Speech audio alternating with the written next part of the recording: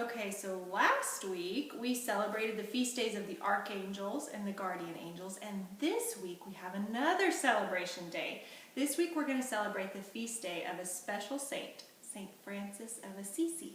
His feast day is on October 4th. But before we talk about Saint Francis, I bet you want to know, what is a saint? Last week we learned about what is an angel. This week we're going to learn what is a saint. So a saint is someone who is in heaven with God, and they're there to worship God.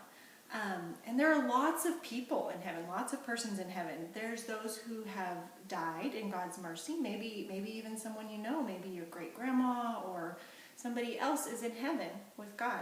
There's also all the angels like we talked about last week. They're all in heaven with God. So there's a great big communion of saints, we call it. Like that's all the saints that are there in heaven worshiping God. It's a huge group. They call it a host sometimes, a huge group.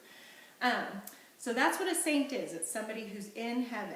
And there are some saints that the church officially makes saints because they have really strong reasons to believe that they're in heaven. Sometimes we don't know who's in heaven and who's not, so we don't know if they're a saint. But the church says certain people are definitely saints, and Saint Francis is one of those. So the saints in heaven, they worship God, but they can also do something else. They can do something special called intercede. They can intercede for you.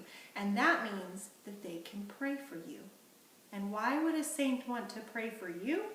Well, because they want you to join them in heaven with God. They want you to be there too. They're kind of like, imagine if you were running a race, right? And you're running and running and running. Well, there's lots of people watching the race on the sidelines. The saints are like the people watching the race, and they're cheering for you. Yeah, come on, you can do it. They're handing you water. They're giving you high fives, and they're showing you which way to go. That's like the saints. They're cheering us on because they want us to be in heaven too. And so they will intercede for us. They will pray for us so that someday we can be in heaven with God just like them. So Saint Francis of Assisi is our patron saint, which means that we can ask him often to pray for us. So we're going to learn a little bit about Saint Francis because I bet you don't know very much about him. So we're going to look at a few pictures from his life and learn a little bit about him. So he lived a long time ago. He was born like 800 years ago.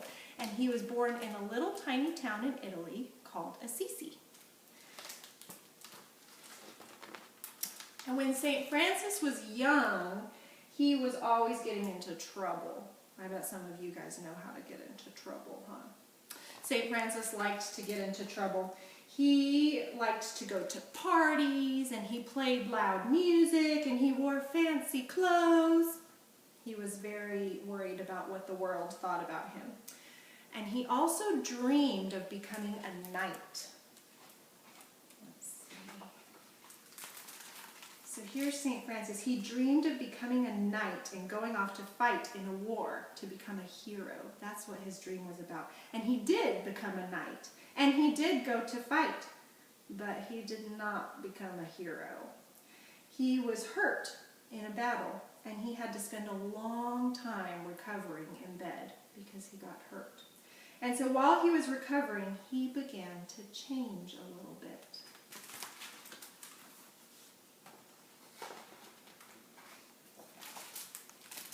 So St. Francis, as he was recovering from being hurt in battle, he started to change. He started to pray more. He started to pray a lot.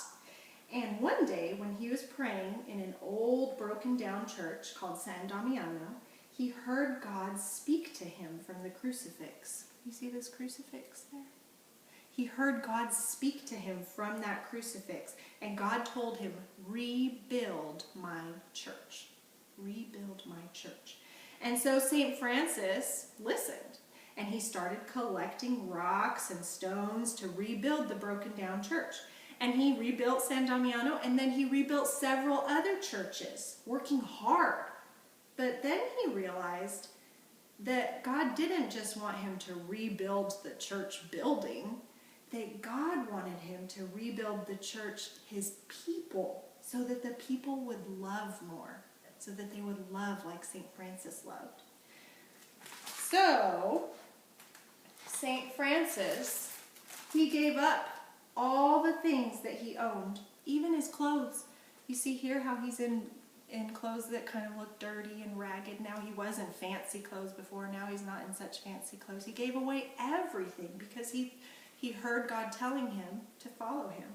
And he started preaching the gospel. That means he started telling people about God's love. And not only people. You want to see who else he shared about God's love? Let me see.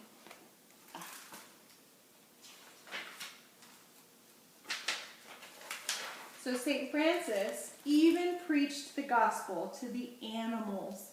Can you believe that? He preached to the birds in the trees and the rabbits in the field. He loved animals because God created them.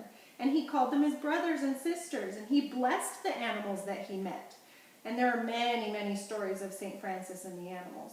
If you listen later to another story that we read, you're going to read about St. Francis and the wolf. It's a really cool story about him and a wolf. So St. Francis went on preaching the gospel to all those that he met, both animals and people. And soon more and more people followed him and began to listen to God and to love him more. And so in that way, St. Francis rebuilt God's church. And so this week, you should ask St. Francis to pray for you. Maybe you can think about how St. Francis loved the animals and how you can take care of the animals and bless them like he did. Or maybe you can also think about how God called St. Francis to rebuild his church and how he's calling you to do something special in your life too. So enjoy celebrating St. Francis.